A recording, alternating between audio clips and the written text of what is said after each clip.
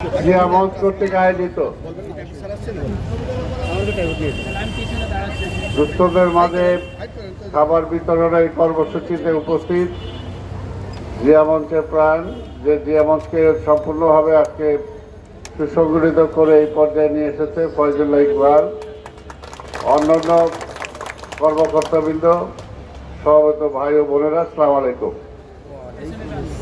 আমরা প্রথমে আল্লাহর দরবারে শুকরিয়া আদায় করি যে দীর্ঘ 17 বছর আন্দোলন সংগ্রামের মধ্য দিয়ে যে গণতান্ত্রিক পথের জন্য আমরা অপেক্ষা করছিলাম, এটি গণতান্ত্রিক পার্লামেন্টের জন্য আমরা অপেক্ষা করছিলাম, একটি নির্বাচিত পার্লামেন্টের জন্য আমরা অপেক্ষা করছিলাম, সেটা গতকাল থেকে যাত্রা শুরু হয়েছে। তাই আল্লাহর দরবারে শুকরিয়া আদায় করি এবং ধন্যবাদ জানাই সংসদ নেতা মাননীয় প্রধানমন্ত্রী দেশনায়ক তারেক রহমানকে। তার সুযোগ্য নেতৃত্বে ইনশাল্লাহ দেশে আবার যেমনিভাবে শহীদ রাষ্ট্রপতি এই দেশের ভুগানাগা মানুষকে সামনে আশা সঞ্চারিত করেছিলেন, যেমনিভাবে এই দেশের মানুষের সামনে আশা সঞ্চারিত করেছিলেন আমাদের দেশনেত্রী বেগম খালেদা জিয়া, ঠিক তেমনিভাবে আজকে সারা দেশের মানুষ তাকিয়ে আছে আমাদের নেতা মাননীয় প্রধানমন্ত্রী দেশনায়ক তারেক রহমানের দিকে। আমরা বিশ্বাস করি তাদের সুযোগ্য সন্তান এবং বিএনপির সুযোগ্য চেয়ারম্যান আজকের মাননীয় প্রধানমন্ত্রী তাদের সেই আশাকে অবশ্যই বাস্তবায়িত করতে সক্ষম হবেন। ইতিমধ্যে 1 মাস যায় নাই, এই 1 মাসের মধ্যেই কিন্তু তিনি অনেক কাজ করেছেন। জনগণের মধ্যে অনেক আশার সঞ্চার হয়েছে যে তার দ্বারা সম্ভব হবে এবং তিনি সেটা চেষ্টাও করছেন।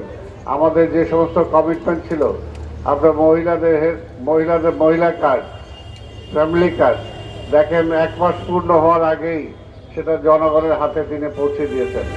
অনেকেই মনে করেছিলেন এটা কোনোভাবেই সম্ভব না, কিন্তু অবাস্তবটাকে বাস্তব করার দাবি হলো তারেক রহমান।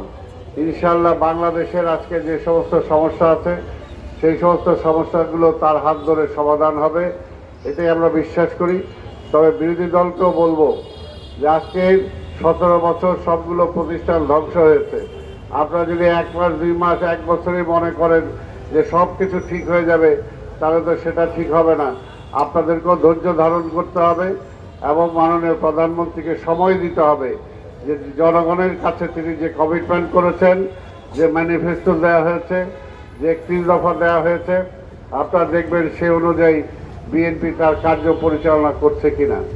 তারপরে যদি না হয়, তারপর তো আপনার সেটা সমালোচনা করতেই পারবেন, সমালোচনা করা আপনাদের পক্ষে সম্ভব। তো সেই কারণেই বলবো যে আজকে দেশটাকে আমাদের একটা পর্যায়ে নিয়ে আসতে হবে, একটা সুশৃঙ্খল পর্যায়ে নিয়ে আনতে হবে। এই কারণে সময় দরকার এবং আমরা বিশ্বাস করি এই দেশের মানুষ সেই সময়টা আমাদের নেতা মাননীয় প্রধানমন্ত্রী তারেক রহমানকে দেবে। এবং ঢাকা শহরের ব্যাপারে আমি অত্যন্ত আস্থার সাথে বলতে চাই যে আস্থা